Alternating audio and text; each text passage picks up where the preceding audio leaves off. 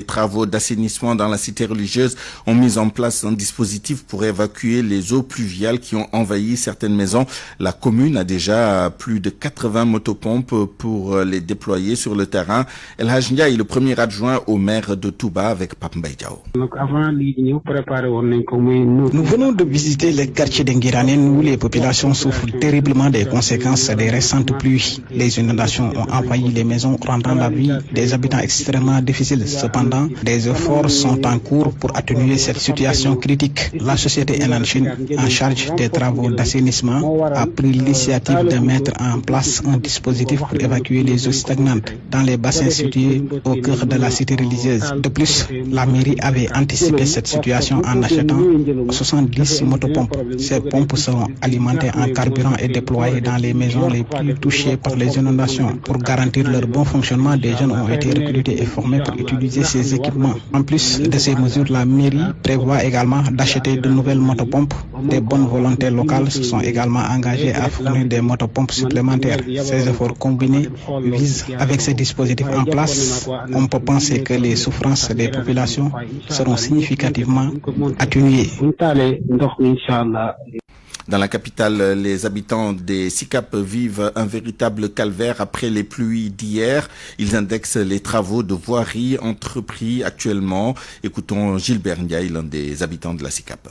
Ces derniers temps, nous en sommes confrontés à des difficultés. Apparemment, on est en train de renouveler la tuyauterie des eaux usées. Mais le problème, c'est que l'entreprise qui s'en occupe, souci, avec la pluie, il y a eu beaucoup de voitures qui sont embourbées. Donc là, ce que nous voulons, c'est que là, l'entreprise qui est chargée des travaux, ils n'ont qu'à venir refaire rapidement les travaux et faire le goudron pour que notre cadre de vie soit meilleur. C'est l'ONAS qui est le maître d'œuvre, peut-être, c'est le maître d'œuvre, mais bon, mais nous ne connaissons pas la société. Je ne connais pas la société. Apparemment, ce ne sont pas des Chinois, parce que nous voyons des Chinois qui conduisent les travaux. Donc c'est ça la difficulté que nous avons. Et c'est valable dans tous les SICAP, Amitié 3, Karak, Bawap, tous sont concernés par ces difficultés-là. Donc là, la plupart des habitants sont dans le désarroi parce que les voitures, ils gâtent les voitures et que lorsque la voiture est gâtée, personne ne peut, c'est pas la société qui va rembourser les frais de réparation. Donc on fait un appel au secours pour que les autorités puissent nous entendre et ainsi que la mairie pour qu'ils puissent nous aider à améliorer notre cadre de vie.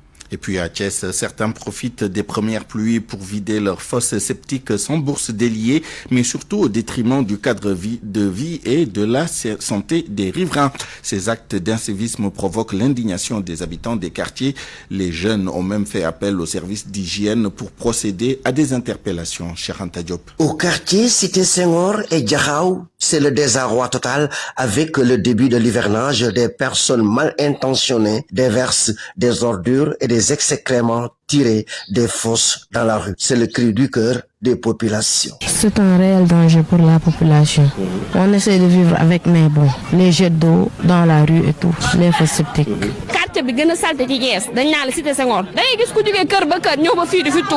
Doudou Diop, le vice-président de l'ASCOSEN à Thiès. Même le matin à la mosquée, on patrouille dans les eaux là. C'est un peu difficile de le réclamer en tant que voisin. Mais vous avez pris votre propre initiative, vous vous êtes déplacé et la nuit même. Du fait de l'ampleur des dégâts, les populations ont jugé nécessaire de saisir l'autorité compétente. Le capitaine Idrissa Ndiaye, chef du service régional d'hygiène de Thiès, dit avoir effectivement reçu beaucoup de complaintes. On reçoit beaucoup de réclamations au niveau de la région de Thiès. Malheureusement, les agents d'hygiène sont actifs entre 9h le matin jusqu'à 17h. Les gens en profitent pour faire beaucoup d'infractions en matière d'hygiène. C'est compte tenu vraiment de tous ces facteurs que nous avons voulu faire des activités nocturnes, aussi bien au niveau de Thiès que dans les autres sous-brigades de la région. La population fait ce qu'on appelle un pollueur-payeur. Elle préfère payer des amendes forfaitaires que vraiment d'enrayer l'infraction. Presque tous les quartiers de Thiès, le constat reste le même. Les populations déplorent un défaut d'assainissement. RFM Thiès, Anta Diop. Et pour être tout à fait complet sur ce dossier, faisons le bilan pluviométrique de ce week-end et les prévisions pour les prochaines heures. L'Agence nationale de l'aviation civile et de la météorologie fait le point des pluies conséquentes ont été enregistrées. À partir de demain, le temps sera stable sur une bonne partie du pays. Écoutons Pape Ngor Ndiaye, responsable du service prévision météorologique à l'ANACIM. Il est joint par Omo Kalsoumli. Il a beaucoup plu sur l'ensemble du territoire sénégalais. Donc des quantités très importantes ont été notées un peu partout sur le pays. À l'exemple de la zone nord où Ndiaye a enregistré 110 mm. Donc c'est le seul poste qui a eu plus de 100 mm au niveau de la zone nord. Vers la zone pratiquement centre du pays, des quantités aussi importantes ont été notées, à l'image de Kaolack qui a eu 95 mm. Vers Dalifort, à Dakar, 89 mm de pluie ont été enregistrés. Donc pratiquement c'est la quasi-totalité du territoire où des pluies ont été enregistrées. Pour les perspectives, durant la journée d'aujourd'hui, le lundi, des activités pluvio orageuses vont persister dans la zone sud du pays, entre la Casamance et le Sénégal oriental. Vers Tambacounda et Kédougou pour la journée d'aujourd'hui. À partir de demain, les conditions météorologiques seront moins favorables à des pluies. Donc le temps stable sera noté sur une bonne partie du pays. Le soleil sera de nouveau visible sur le ciel sénégalais et des pluies relativement faibles attendues toujours vers les localités sud du territoire sénégalais. Donc d'autres événements pluvieux sont attendus pratiquement vers le 11. Des événements pluvieux qui pourraient à nouveau intéresser une bonne partie du pays. RFM, la radio de toute l'actualité. Dans la fermeture du pont de Simal dans la région de Fatick, une décision du sous-préfet jeudi dernier. Les populations appellent l'État au secours pour la construction d'un pont moderne, une doléance vieille de plusieurs années. Aminata Goudjabi. Le mauvais état du pont de Simal fait grincer des dents depuis de nombreuses années. Les usagers ont alerté de diverses manières.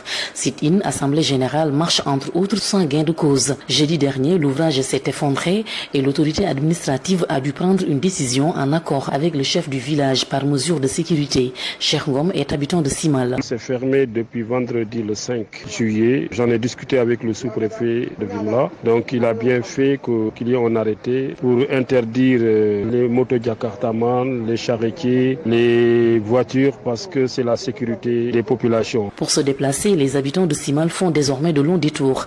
Les élèves qui doivent passer l'examen du BFM commencent à s'inquiéter, ainsi que leurs parents. Gourgissar, parents d'élèves. Les élèves qui font le BFM et qui font le bac, ils ont d'énormes problèmes pour joindre Fimela. Il faut presque faire 10 km pour être à Fimela. Et avec l'installation de l'hivernage, la situation va sans doute empirer. Parce que les pluies viennent de tomber et les paysans doivent vaquer à leur occupation, aller au niveau des champs. Comme on a fermé le pont, ça ne peut plus se faire. La vieille doléance des habitants de Simal et des villages environnants est remise sur le tapis.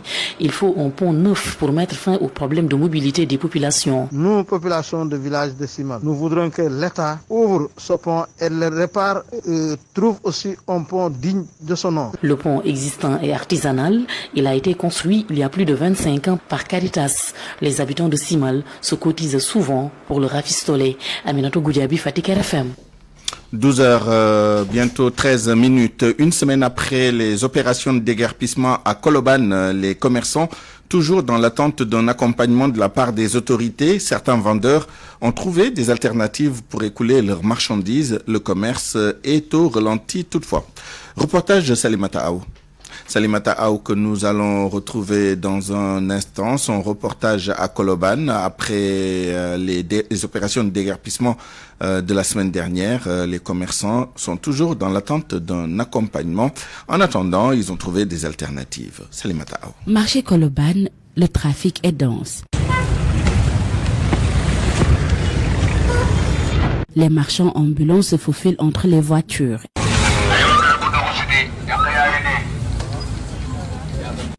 Une semaine après les déguerpissements, les commerçants ne savent toujours pas où donner de la tête.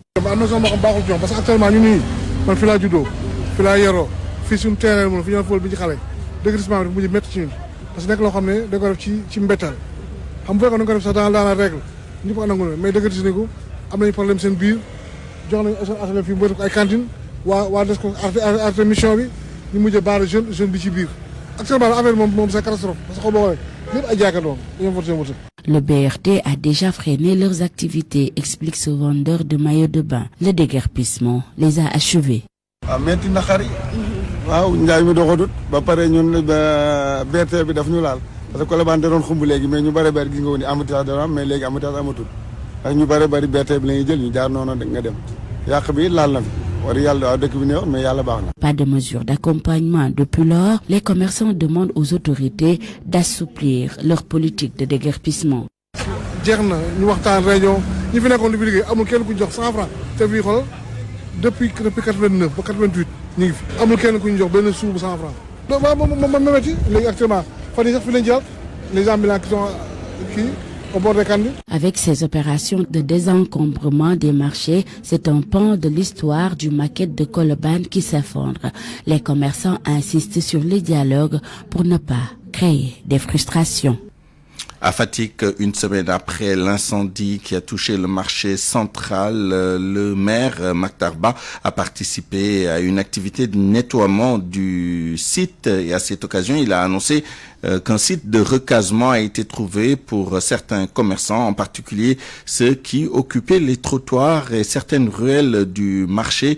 Une opération de désencombrement pourra être menée dans les tout prochains jours. Écoutons Mactar Ba, maire de Fatick au micro d'Aminata Goudiaby. Marché central, tout le monde sait qu'il y a eu un incendie et cet incendie a arrêté quelques activités. Il fallait déblayer, rendre propres les lieux pour permettre à ces gens de reprendre leurs activités économiques. C'est ce qu'on a fait, mais puisque nous allons vers un déguerpissement qui ne sera pas comme les autres. Parce que moi, j'ai passé mon temps au marché pour parler, en tout cas aux commerçants qui ont occupé les trottoirs. Je leur ai dit, nous devons pouvoir faire cette activité sans la présence des forces de défense et de sécurité. Parce que s'il s'agit du maire Mactar Ba, je voudrais que, entre parents, qu'on règle nos problèmes sans faire appel à la police. Vous devez pouvoir vous déplacer parce qu'on ne va pas vous déloger sans vous proposer un autre site. Il y a un autre site qui est dédié. Il faut vous déplacer avec un temps qu'on va vous fixer. Ce qui veut dire que les gens vont partir sans heure, sans rien du tout. Et ils sont d'accord avec moi. Nous allons passer à l'acte. C'est pourquoi nous sommes en train de casser les bâtiments vieux qui sont les bâtiments de l'ancien conseil régional. Nous sommes en train de déblayer le terrain, de niveler les sites. L'info, c'est ici. L'info, c'est ici. Session de remplacement du baccalauréat 2024. Les inscriptions démarrent ce lundi et juste pour 2 jours, conformément à l'arrêté du ministère de l'Enseignement supérieur. Mais tous les candidats ne sont pas concernés. Cette session de remplacement est conditionnée à l'article 12 du décret 95-947 du 18 octobre 1995 portant organisation du baccalauréat. Anna Rocha a parcouru cet article. L'article 12 du décret stipule que les candidats qui, pour une cause de force majeure dûment constatée, n'ont pu subir les épreuves de la session normale peuvent, avec l'autorisation du ministre chargé de l'enseignement supérieur, subir les épreuves de remplacement organisées au début de l'année scolaire suivante, sur le même modèle et dans les mêmes conditions que celles organisées en fin d'année. Si l'empêchement est motivé par une raison de santé, les candidats doivent fournir un certificat délivré par un médecin concourant à l'exercice des tâches médico-scolaires avant la fin du mois de juillet. Ces mesures sont applicables aux candidats qui n'ont pu subir la totalité des épreuves auxquelles ils étaient inscrits à la session normale, mais à condition qu'ils aient obtenu une note moyenne de 8 sur 20 aux épreuves subies ou après examen du livret scolaire. Les candidats admissibles au second groupe d'épreuves et absents pour cause de force majeure dûment constatée ne subissent que ces épreuves. Inscription donc entre ce 8 juillet et le 10 juillet, délai de rigueur.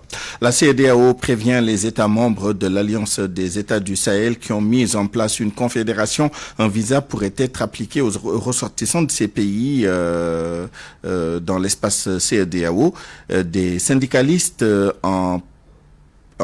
des spécialistes en question internationale parlent d'une décision qui serait hâtive et lourde de conséquences pour les deux parties. Boubacar Dian.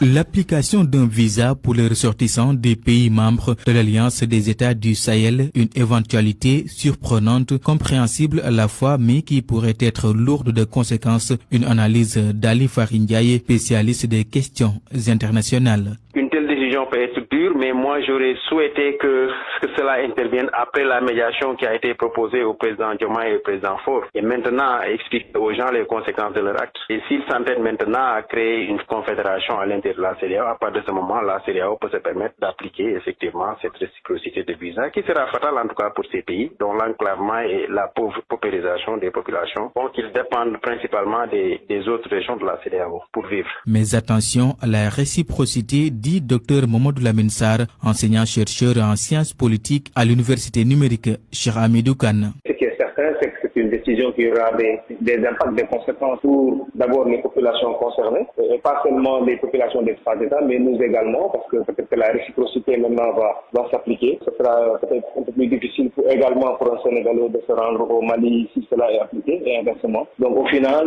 la question qu'on doit se poser, c'est qui est gagnant dans tout ça et qui est perdant. Et pour l'instant, il y a plus, disons, de perdants que de gagnants. Les populations perdent et ça aura un impact sur nos échanges, sur la migration, sur nos échanges commerciaux, etc. La création de cette confédération qui regroupe le Mali, le Niger et le Burkina Faso vient confirmer le divorce d'avec la CEDEAO annoncé depuis janvier dernier. Le président de la République Bassirou Diomaye Diakhar Faye et Faure Gnassingbé vont jouer le rôle de médiateur entre la CEDEAO et les pays membres de l'Alliance des États du Sahel. Et puis avant de boucler cette première partie, parlons de ces opérations de sécurisation dans le département de Saraya. Le 34e bataillon d'infanterie basé à Kédougou démantèle 2 sites d'orpaillage clandestins à Ségoto et Djegoug. 20 personnes de nationalité étrangère ont été interpellées et un lot important de matériel saisi. Ibrahim Djibakhati. Les opérations de sécurisation initiées par l'armée sénégalaise se poursuivent toujours dans cette partie du sud-est du pays. Ainsi, la zone militaire numéro 4, à travers le 34e bataillon d'infanterie basé à Kédougou, mène des opérations d'envergure sur le terrain pour éradiquer les sites d'orpaillage clandestins, véritable terreau fertile du grand banditisme. Après le démantèlement des sites d'orpaillage clandestins de Bokhodi la semaine dernière, hier les Djambars ont mis fin à toute activité d'extraction illicite de substances minérales et d'altération du domaine forestier dans les localités de Ségoto et Djegoug, situées le long de la Falémé dans la commune de Missirah-Sirimana. Même si au cours de cette opération, la plupart des orpailleurs clandestins avaient réussi à franchir la frontière sénégalo-malienne avant l'arrivée des militaires, il reste toutefois qu'une vingtaine d'individus de nationalité étrangère ont été interpellés. Un lot important de matériel aussi a été saisi par les militaires et une centaine de huttes appelées Niafa servant d'abri ont été détruites sur place par les militaires. Ibrahim Djibakhati, Kédougou, RFM. L'actualité internationale. Le journal international avec vous, Georges Déthié Diop. Bonjour. Bonjour, Souleymane. Au Kenya, ouverture ce lundi du procès pour terrorisme du pasteur Paul Mackenzie. Le procès a démarré ce matin à Mombasa. Le terrorisme, l'un des volets de l'affaire du massacre de Shakahola. En mars 2024, des charniers avaient été découverts dans cette forêt située près de Kilifi, sur la côte.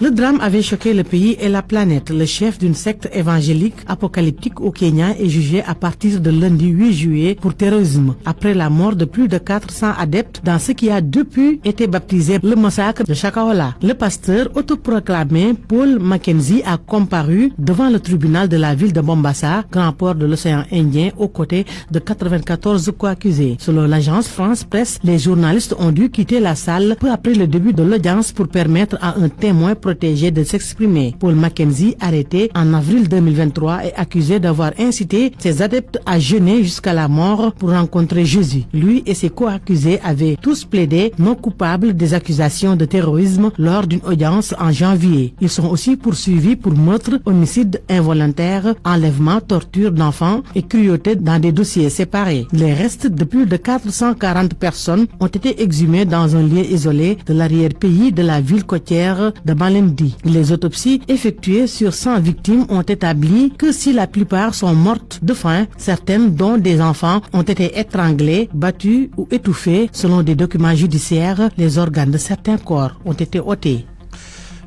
En Afrique de l'Ouest, les relations tendues entre l'Alliance des États du Sahel et la CEDEAO à la suite du premier sommet des pays membres de l'Alliance des États du Sahel et de la 65e session ordinaire de la conférence des chefs d'État et gouvernement de la CEDEAO. Le groupe d'initiative pour une médiation à l'africaine appelle les deux parties à la responsabilité et à éviter les solutions à l'emporte-pièce.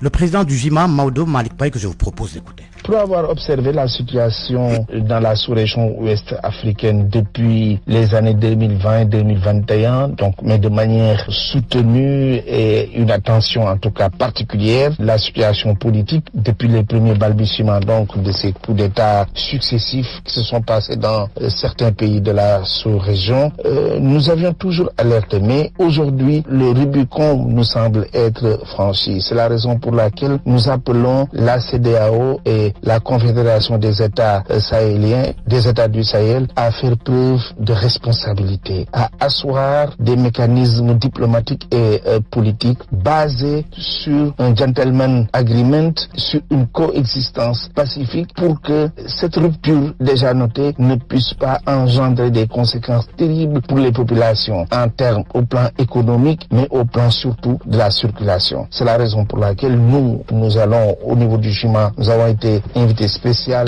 du sommet de la CEDEAO et notre proposition ira surtout d'éviter des solutions rapides sur le champ du genre retour à la maison mère ou des réconciliations de façade qui en réalité ne règlent absolument rien. Émigration, le Royaume-Uni met fin à l'accord d'expulsion vers le Rwanda. Le nouveau Premier ministre Keir Starmer a révoqué le projet de loi Safety of Rwanda.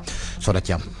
Adopté par les deux chambres du Parlement britannique sous Rishi Sunak, cet accord migratoire visait à dissuader les traversées de la Manche. Plus de 13 500 personnes sont arrivées au Royaume-Uni par cette voie depuis le début de l'année. Pour le nouveau Premier ministre, la solution est ailleurs. Lors de sa première conférence de presse, Keir Starmer a déclaré qu'il n'a jamais été dissuasif. C'est presque le contraire, parce que tout le monde a compris, en particulier les gangs qui gèrent ce système, que le risque d'être envoyé au Rwanda était si faible, moins d'1%. Cela n'a jamais eu d'effet dissuasif. L'ex-premier ministre britannique Rishi Sunak comptait débuter les expulsions dès le 24 juillet prochain. Les autorités britanniques avaient commencé début mai à arrêter des migrants susceptibles d'y être envoyés. Le projet devrait rapporter au Rwanda au moins $1,5 milliard pour prendre en charge les demandeurs d'asile sur son territoire. Cependant, la victoire des travaillistes aux dernières législatives a sans doute mis fin aux espoirs de Kigali de voir un jour arriver des migrants expulsés du Royaume-Uni. Kigali n'a pas encore officiellement réagi à l'annulation de cet accord migratoire.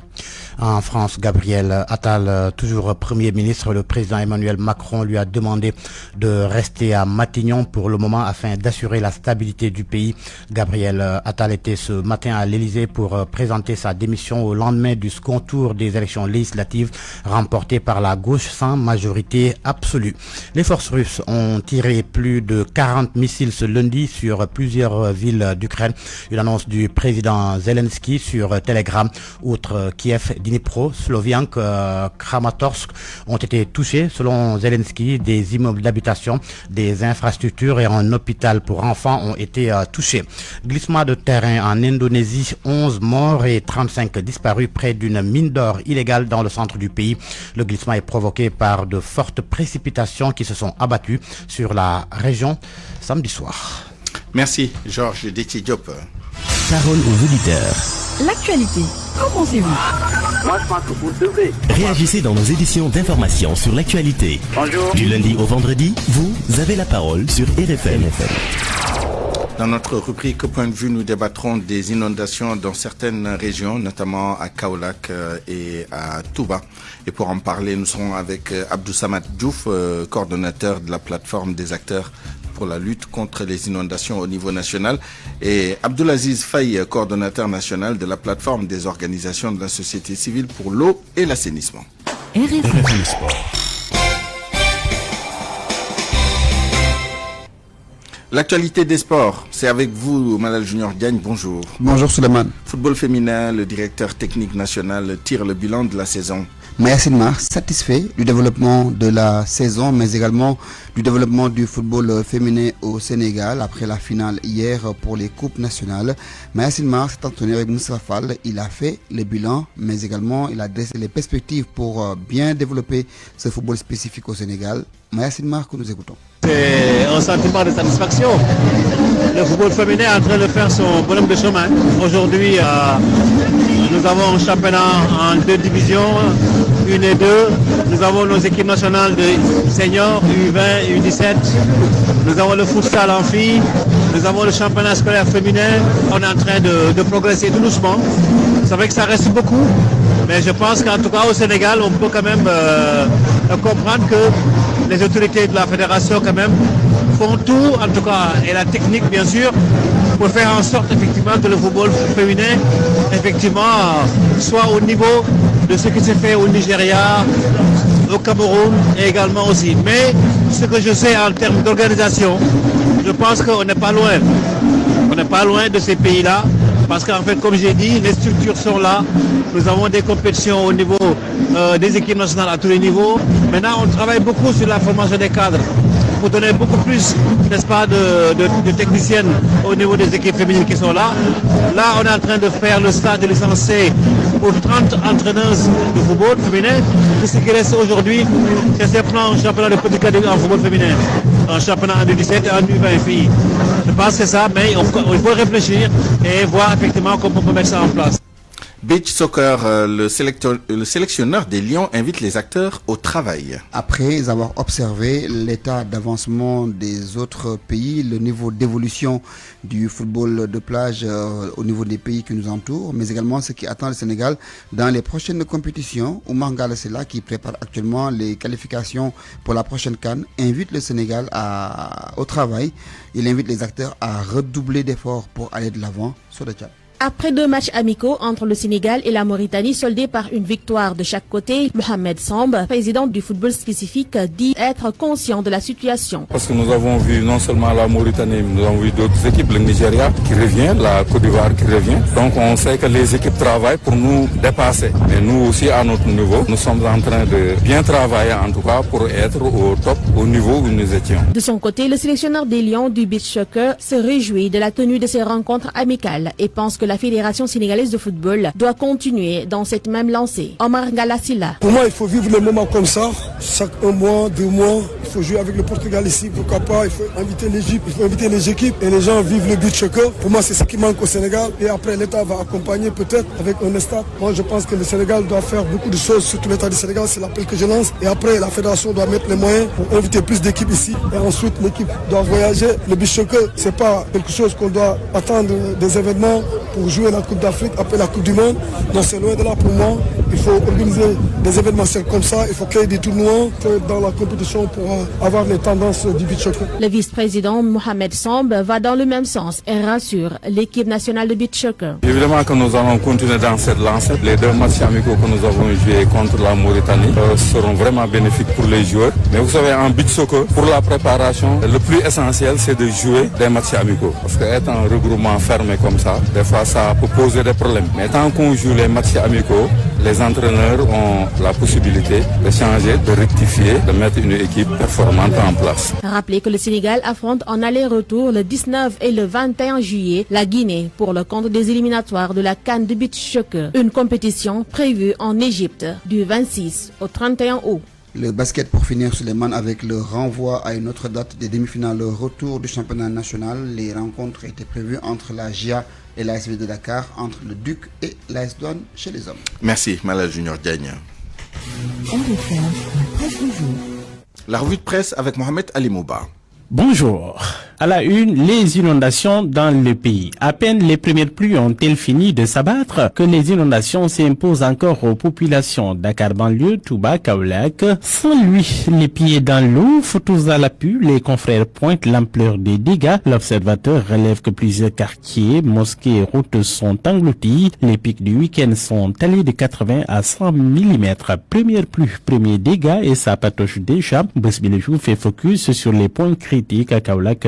plusieurs quartiers inaccessibles. Des familles crient leur détresse. À Touba, on craint le pire malgré la reprise des travaux d'assainissement. Kaolack, zone rouge de la cartographie des inondations, le ministre de l'eau et de l'assainissement, Cheikh Tidiane Dièye, explique que certaines entreprises privées construisent sur les voies des eaux pluviales. Tribune relève que Diomaye et Sonko font face aux dégâts des inondations. Le reporter du journal a promené son objectif sur les points critiques. Les clichés se passent de commentaires, paysages presque apocalyptiques. À l'affaire du 7-7 à Saint-Louis, depuis quelques jours, le Premier ministre a été freiné par les pluies diluviennes qui l'ont trouvé sur place. De là-bas, il a demandé un rapport détaillé sur les milliards investis pour lutter contre les inondations. Vox Populi note que le ministre de l'Assainissement a débarqué en urgence à Kaolack. Le gouvernement sera aux côtés des populations et il sera diligent à soutenir le président de la République qui se défausse à demi-mot sur l'ancien régime. En 3 mois, on ne peut pas réaliser les infrastructures pour que les inondations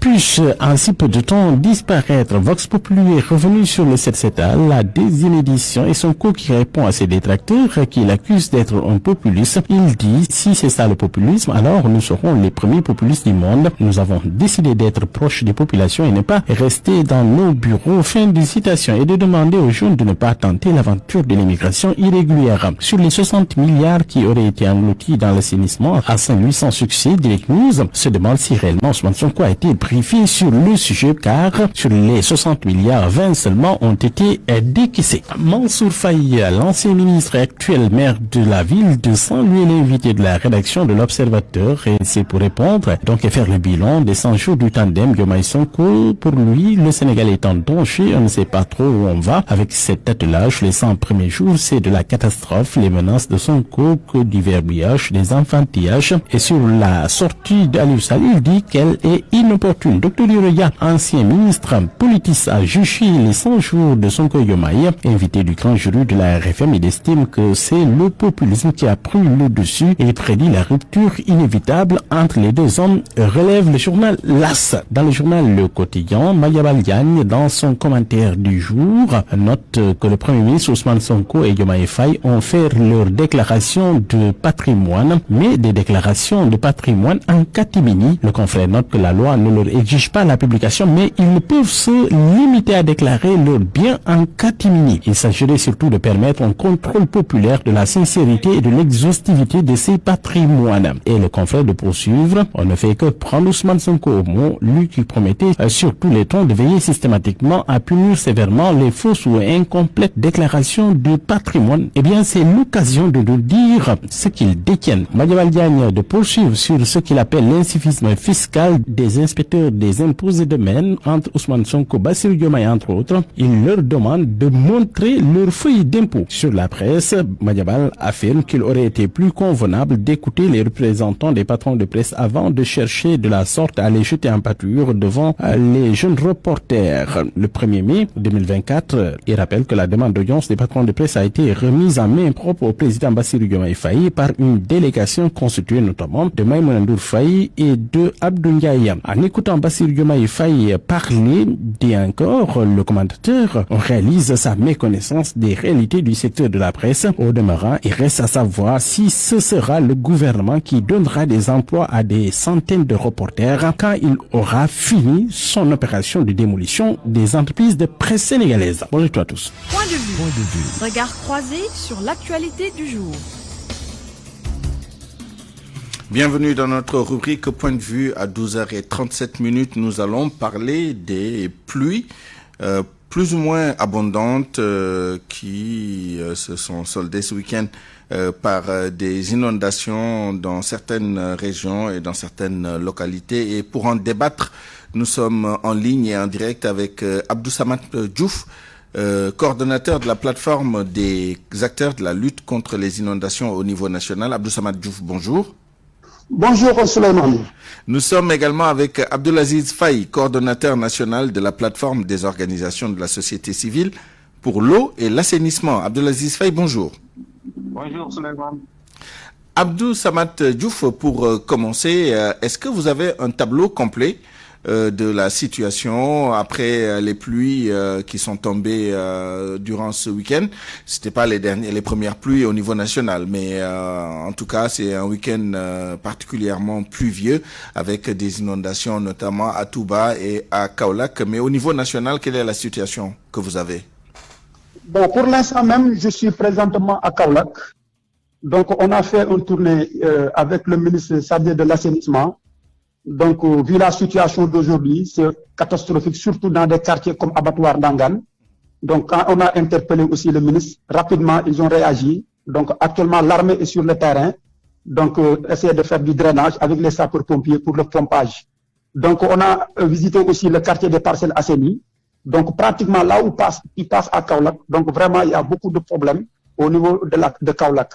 Et je pense bien que peut-être d'ici quelques jours, avec cet engagement de l'armée et donc de l'État, avec les populations aussi même, donc on espère que la situation sera donc réglée d'ici peu de jours. À Touba aussi, on nous a informé donc la situation d'après nos répondants qui sont là-bas, que sur certaines zones comme Nguélémou, Kerniang et le quartier des Isbou, il y a beaucoup de problèmes là-bas. Surtout aussi au niveau de la région de Dakar. J'étais sur le terrain hier même matin à Dakar. On a visité certaines zones comme dans Diamaguène-Sicap-Mbao, mais moins de problèmes par rapport à l'année passée à Diamaguène-Sicap-Mbao. La situation est bien maîtrisée là-bas parce qu'il y a des projets qui sont en cours d'exécution, qui n'est pas encore terminé, mais il y a des quartiers qui n'ont pas encore bénéficié sur le problème des inondations. Ce que nous demandons maintenant à l'État, de prépositionner les moyens à temps, parce qu'il y a on a identifié des points rouges sur certaines zones, surtout à Yeumbeul Sud, dans le quartier d'Amsek, au côté du terre. Donc, les populations commencent vraiment à patauger. Et là, il faut que l'État prenne ses responsabilités à ce niveau. Au niveau de Cité Mandela, donc, on a un petit souci là-bas, dans le quartier à Diamaguène-Sicap-Mbao. Parce que Cité Mandela, donc, on n'avait plus qu'au compte le problème des inondations. Mais aujourd'hui, il y a un promoteur immobilier qui commence à remblayer cette zone pour construire donc des maisons là-bas. Ça commence à créer des problèmes d'inondation au niveau de Mandela. C'est pour cela nous interpellons les autorités de stopper les promoteurs qui construisent dans des zones non édificantes et sans respecter les normes urbanistiques. Dans la situation globale, là où je parle avec vous, surtout à Kaolack et Touba, la situation est un peu compliquée, mais à Dakar, donc la situation est maintenant maîtrisée pour l'instant même.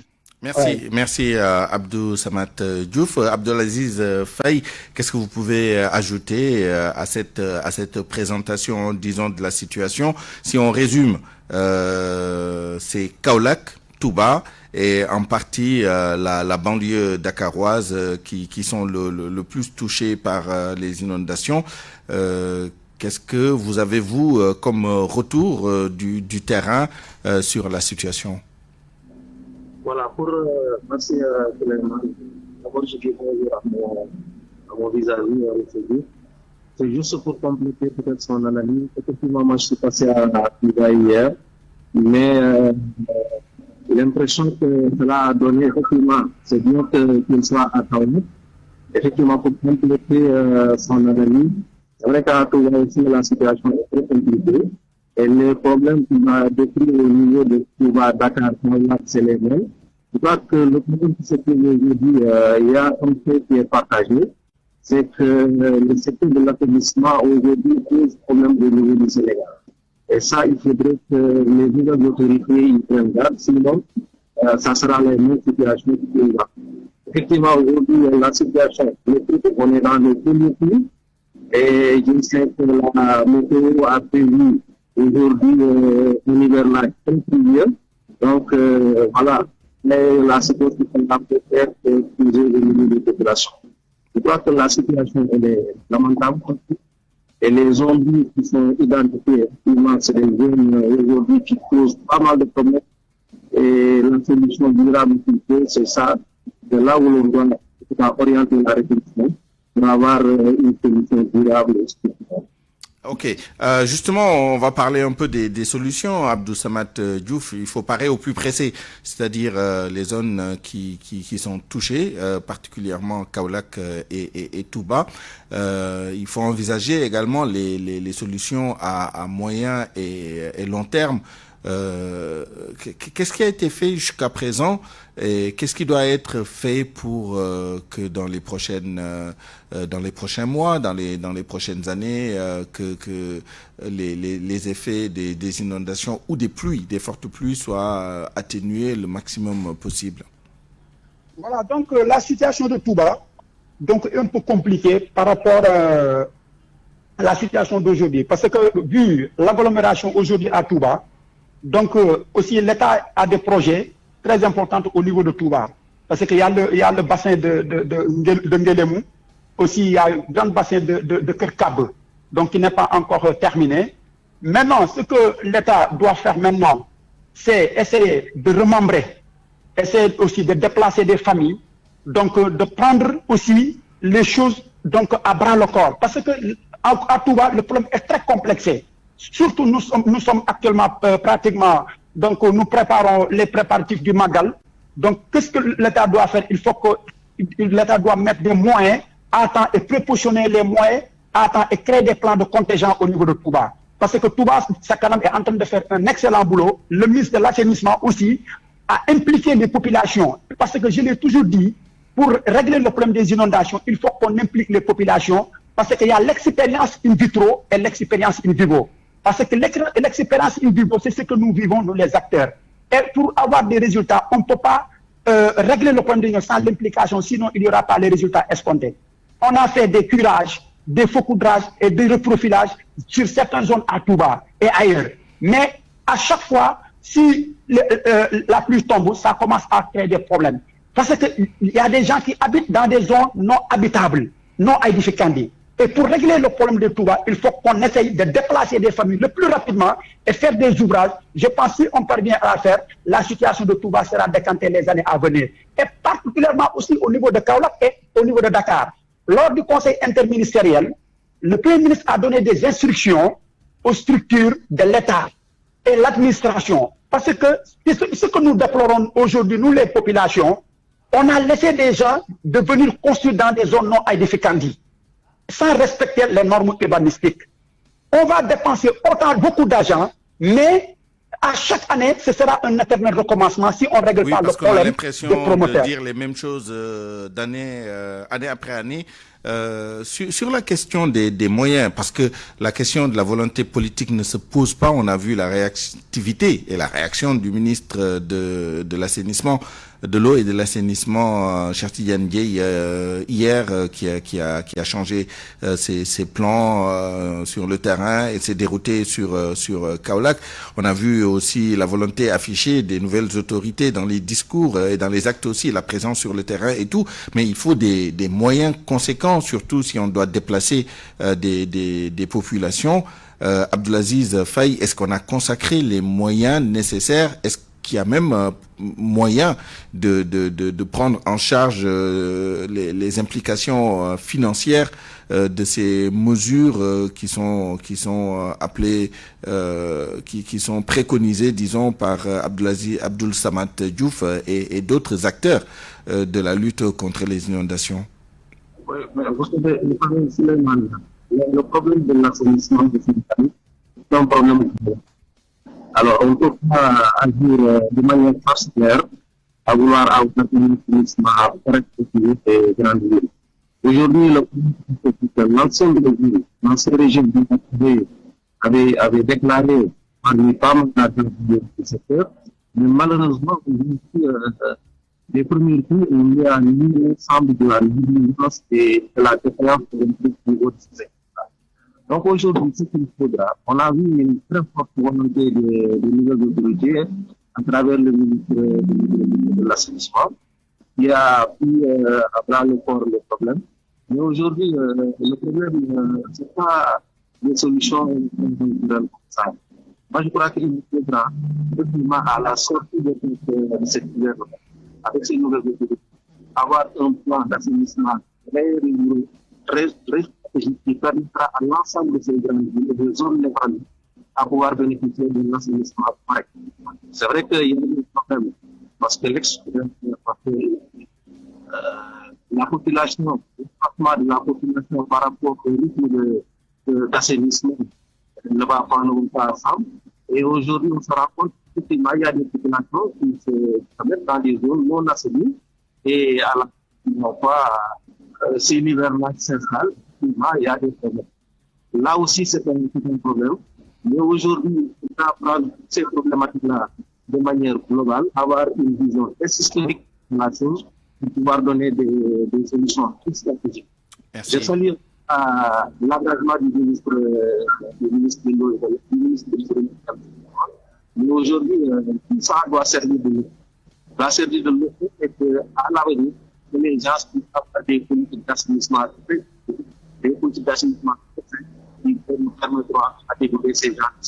Merci et toutes nos excuses pour la piètre qualité de cette liaison. C'est la fin de cette édition à 12h49. Je vous remercie de l'avoir suivi. Merci à toute l'équipe qui l'a préparé et réalisé. El Hadj Ndiogou Diène à la rédaction en chef. Chef d'édition Awambaye avec Mamas Toukan à la mise en onde, Abdoulaye Diop, Maïssa Mbaye au digital, Alioune Ba et Amadi Ndiaye à la production. Vous avez rendez-vous avec El Hadj Ndiogou Diène pour le grand journal en Wolof à 13h. Merci d'avoir écouté. Excellent après-midi. Au revoir.